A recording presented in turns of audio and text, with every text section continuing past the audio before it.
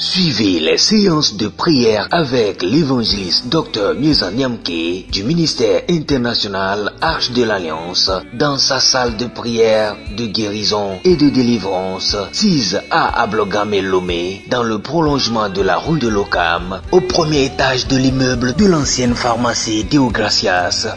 Viens à Jésus. Il est unique et il est résolu. La paix se trouve uniquement en Jésus. La grâce se trouve uniquement en Jésus. Le bonheur se trouve uniquement en Jésus.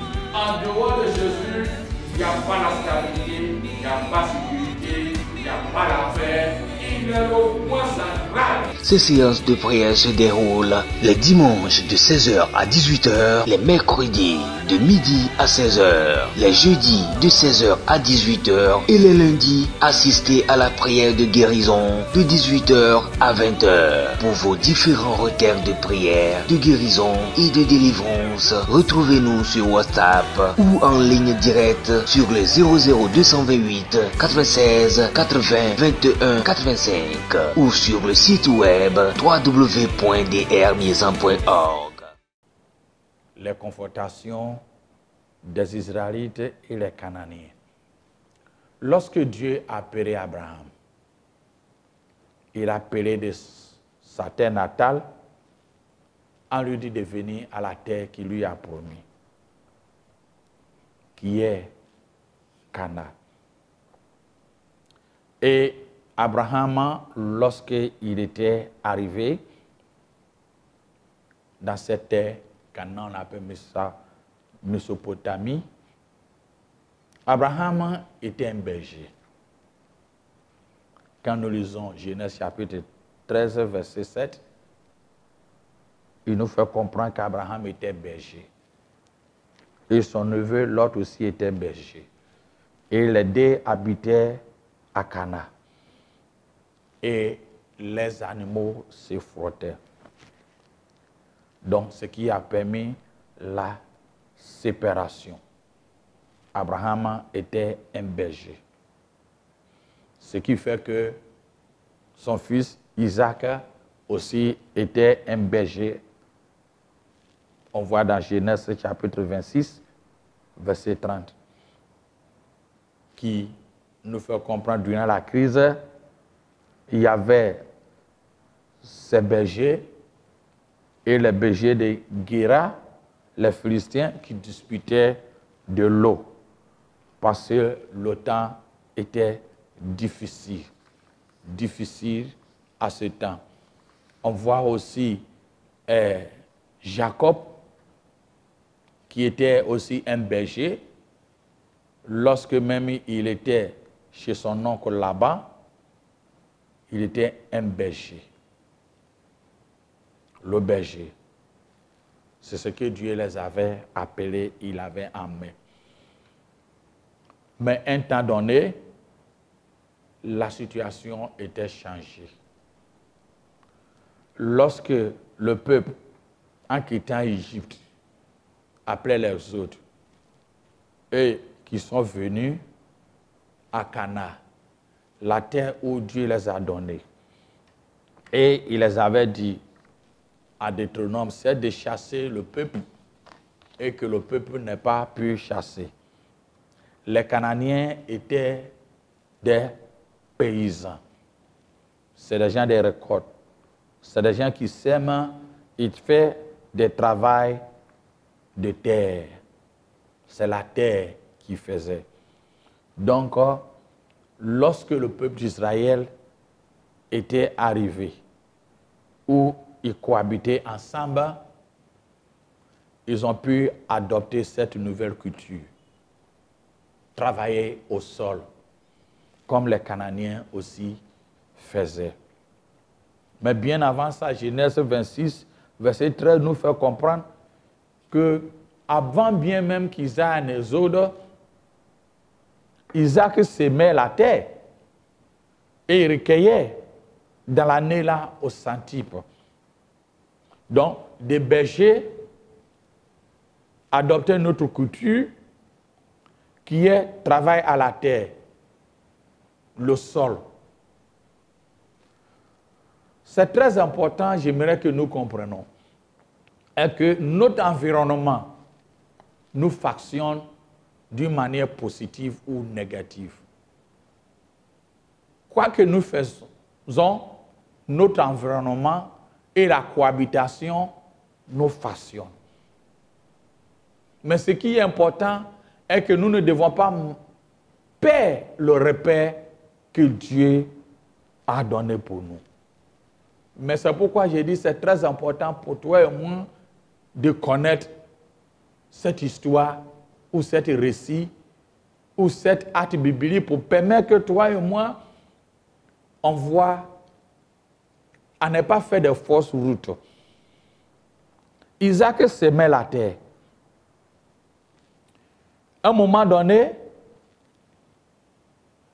dans Deutéronome 7, verset 1, il nous dit ceci.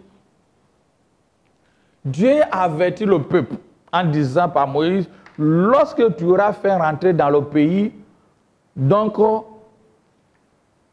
tu avais prendre en possession, qui chassera devant toi beaucoup de nations, les Cananéens, les Guézariens, les Ammoniens, les Périsiens, tous ces peuples-là est constitué au Canaan. Fais chasser ces gens-là. Mais dans le livre de Juges, nous fait comprendre que dès le moment où ils sont arrivés sur la terre, promis, après la mort de Josué, le peuple n'a pas pu chasser les Cananéens. Et d'ailleurs, lorsque le peuple d'Israël même venait en Égypte, il venait aussi avec des serviteurs ou des servantes.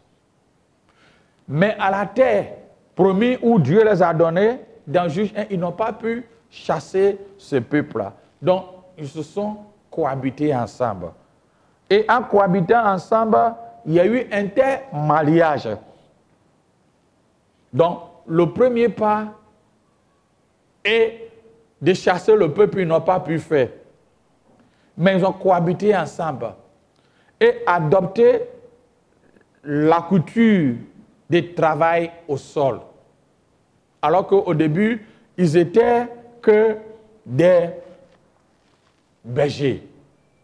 Maintenant, ils sont devenus des fermiers ou des paysans. En vivant durant ce temps, longtemps avec ce peuple, longtemps d'une manière où le peuple a cohabité avec ces gens, Moïse les avait donné des avertissements aux Israélites à ne point adopter les idoles de Canaan, mais à ne pas aussi donner leurs filles à leurs fils, et ne prend pas à leurs filles pour leurs fils au mariage. Dans Deutéronome 9, verset 3. Aussi, cette interdiction était là, dans Exode 34, Genèse 24, Josué 23, verset 12. Dieu donnait ces interdictions et ces avertissements à ce peuple-là, à ne pas cohabiter. Mais ce qui est important est ceci. Quand Dieu a appelé le peuple, vous étiez des bergers. Maintenant, vous êtes adoptés le travail à la terre, au sol. Et c'est un travail où les Cananéens faisaient. Mais parce qu'ils ont cohabité, ils doivent adopter ou connaître des techniques de d'autres cultures. C'est pas mal, mais avec cette culture, les Cananéens avec les dieux, et on appelait Baal. Et Baal a son propre nom, c'est le dieu des Cananéens. Et c'est le dieu d'orage et des pluies. C'est le Dieu qui leur permet, à chaque moment, ils font la terre et leur culture, ils arrivent à voir ce que je peux dire, la pluie. Ils comptent sur ces dieux pour avoir la pluie.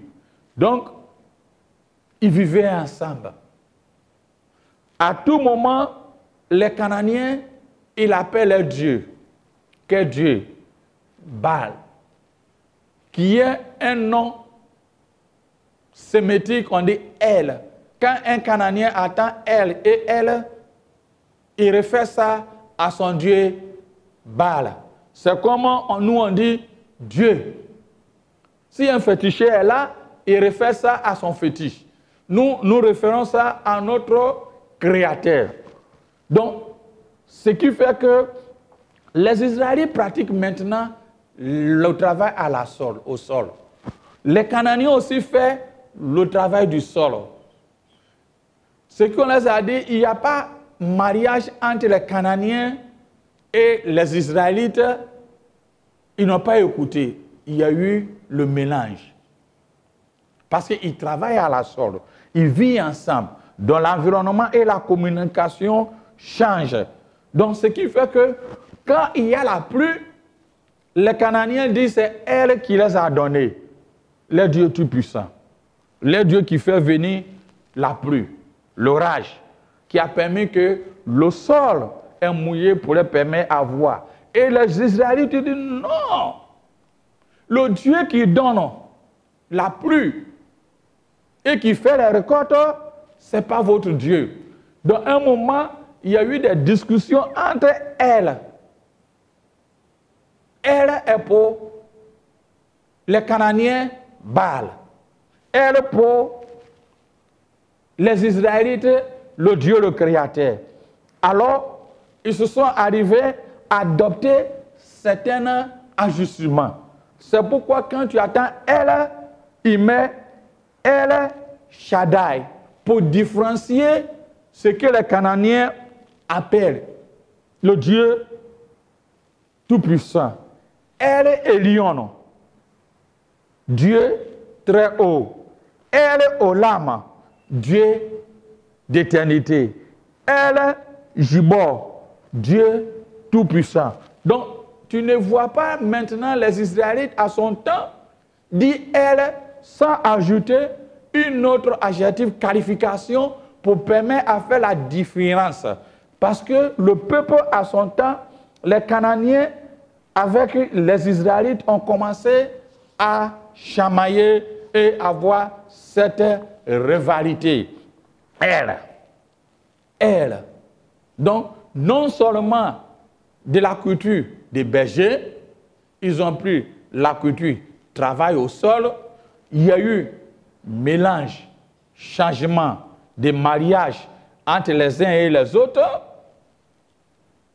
Le peuple de génération en génération, de dispensation en dispensation, d'alliance en alliance, ont vécu à cet état. Et lorsque Dieu a appelé à David dans 2 Samuel chapitre 5, verset 1 à 10, qu'il prendrait la place du roi Saül parce que le roi Saül l'a désobéi. Donc, à travers sa vie, que le Messie va venir. Et lorsque David était moins comme roi, ce n'est pas à ce moment-là qu'il a pris le trône. Il y a eu des processus. Que je peux dire le chronos et le kairos. Mais après la mort de Saül, David, que la promesse de Dieu dit, c'est lui, il a donné Israël, n'a pas pu apprendre Jérusalem. Il est resté à Hébron pendant 7 ans et demi comme roi. Dans 2 Samuel 5, 1 à 10. Si tu continues, David a régné 7 ans et 6 mois à Hébron. Et il a pu avoir la totalité d'Israël à Jérusalem 33 ans et demi. Mais à Jérusalem, il y avait les Jébusiens, une partie des Cananéens, qui étaient là. Alors, il fallait quoi? David de conquérir ce peuple-là. Et c'est ainsi que David a pu conquérir le peuple. Il a pu conquérir, assujettir le peuple. Mais cela ne veut pas dire que tout le monde était mort. Et il a pu constituer la cité de David. Mais le problème encore se pose. Un péché qu'on n'arrive même pas à déraciner dès le début doit pas continuer. Quand il y a un mal quelque part, fuis la racine et déracine. Si tu n'es pas déraciné la racine, quoi que tu fais, ça te suit.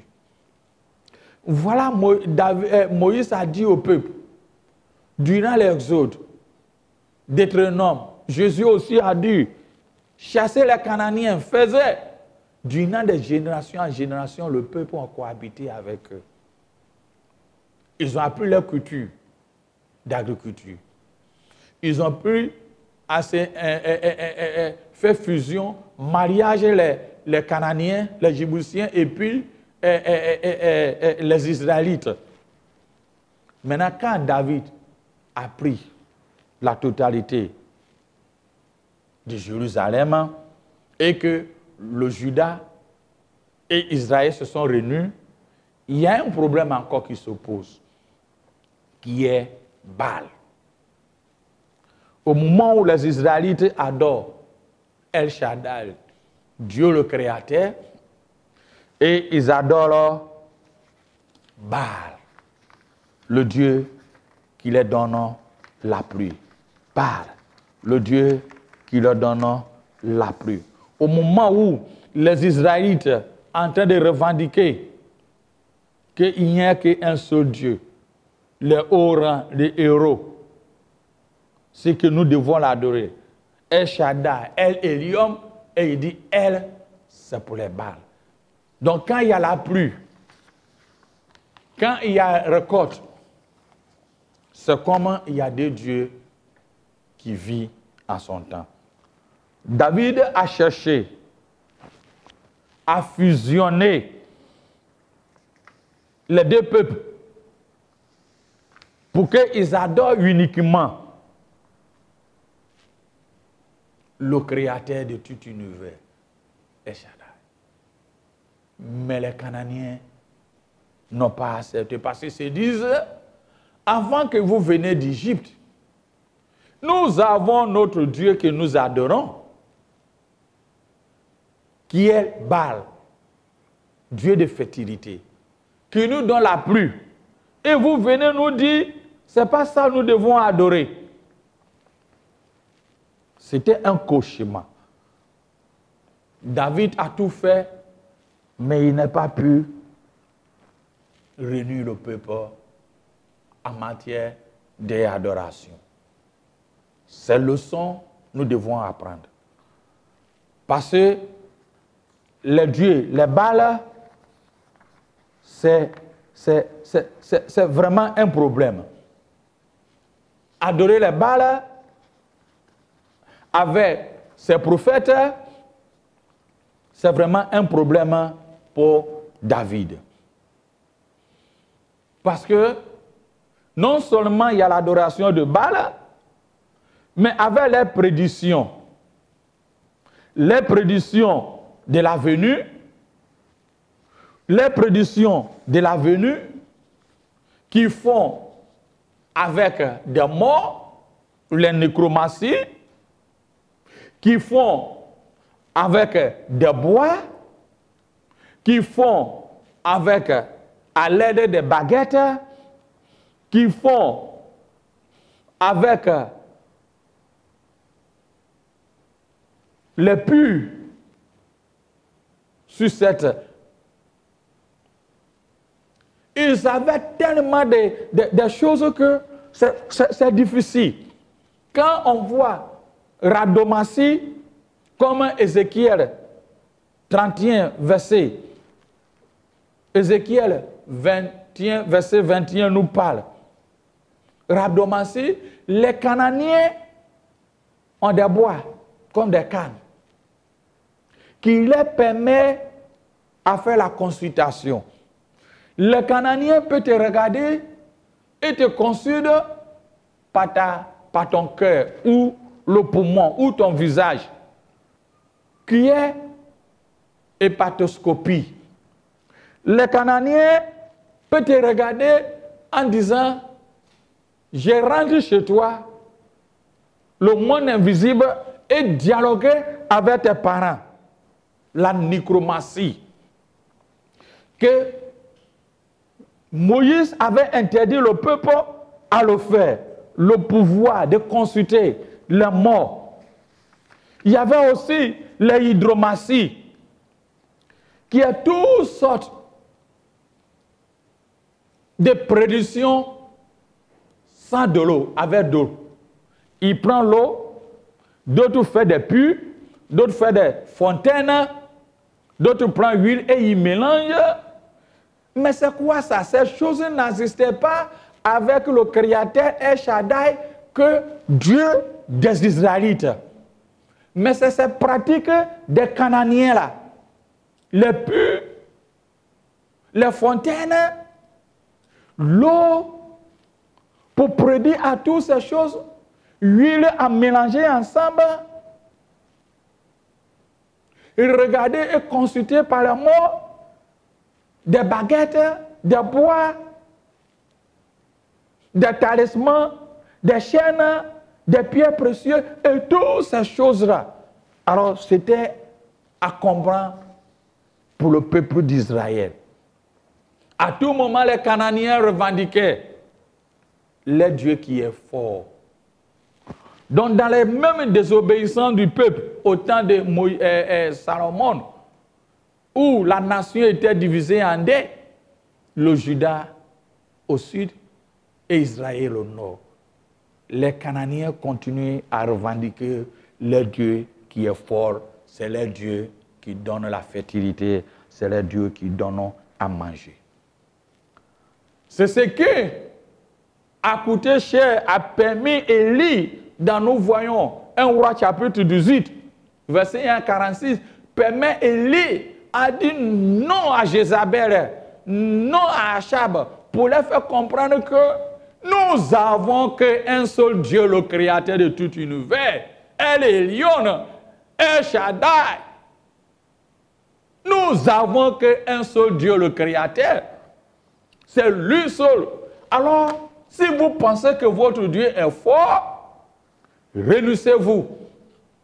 Et nous allons voir aujourd'hui qui est le Dieu le plus fort, qui est le Dieu nous allons adorer.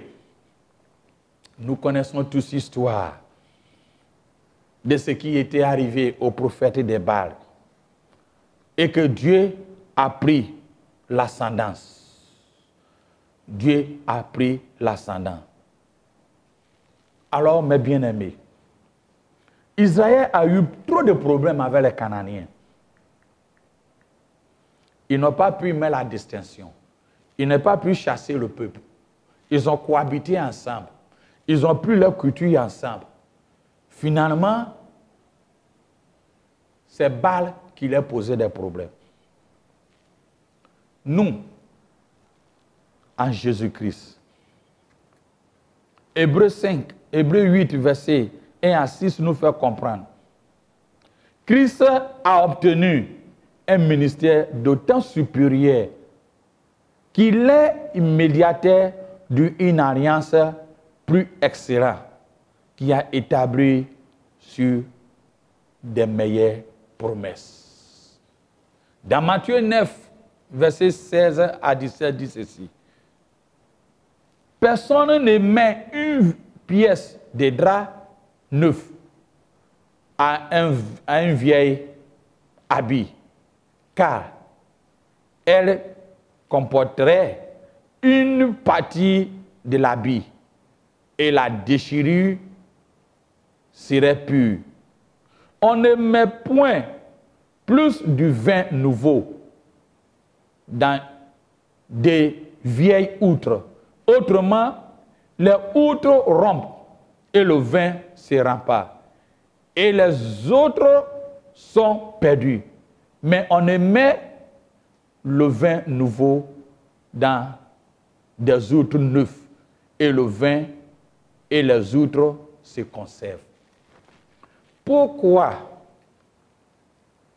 dans cette nouvelle alliance qui est supérieure, l'Église ne prend pas conscience, mais nous continuons à chercher, à faire l'amalgame avec les dieux des Cananéens, des pratiques cananéennes, de l'eau, du bois, des talismans, des baguettes, et tout ce que nous pouvons associer avec Jésus-Christ, on le fait. Alors que dès l'Égypte, jusqu'à la sortie, le peuple, dans des différentes dispensations et alliances que Christ a mis, Dieu a mis en place, le peuple a failli. Il fallait que Jésus vienne. C'est à ce moment-là, on s'en va ramasser ce qui est déjà caduc, mourir, pourriture, qui n'en voit rien. Peuple de Dieu, ouvre vos yeux. N'adore pas les Baals. Je ne peux pas vous choquer, mais je veux vous dire, tout ce qui prend l'eau, l'huile, les bois, les sels, comme on appelle, le sel, les fontaines, toutes ces choses-là sont idolâtries pures et cananéennes. Il ne faut pas laver avec des choses qui changent ton caractère et ton esprit. Les mêmes confrontations que les Israélites n'ont pas pu gérer durant plus de 5 dispensations. 5 dispensations, je veux dire, avec 6 alliances différentes, ils n'ont pas pu gérer jusqu'à ce que Christ vienne nous donner une nouvelle promesse. À ce moment-là, on court vers les Cananéens et chercher ce qui n'existait pas. Chercher ce qui n'est pas bon. Chercher ce qui est hors et caduc. Vous adorez l'idolâtrie. Vous adorez les Baals. L'eau, c'est les Cananéens. L'huile, c'est les Cananéens. Les baguettes, c'est les Cananéens. L'eau mélangée, l'huile, c'est les Cananéens. Lit la venue des gens par le cœur, par les visages, c'est les Cananéens. Rentrer, comme on peut dire, je rentre dans le monde spirituel et je parle avec tes ancêtres. Nécromancie, c'est les Cananéens. Sortez au milieu d'eux.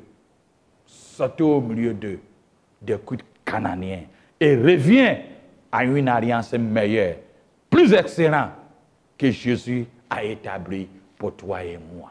C'était une émission de l'évangéliste Dr Nieza Nyamke du ministère international Arche de l'Alliance dans sa salle de prière, de guérison et de délivrance 6A à Ablogame Lomé dans le prolongement de la route de l'Ocam au premier étage de l'immeuble de l'ancienne pharmacie Deogracias.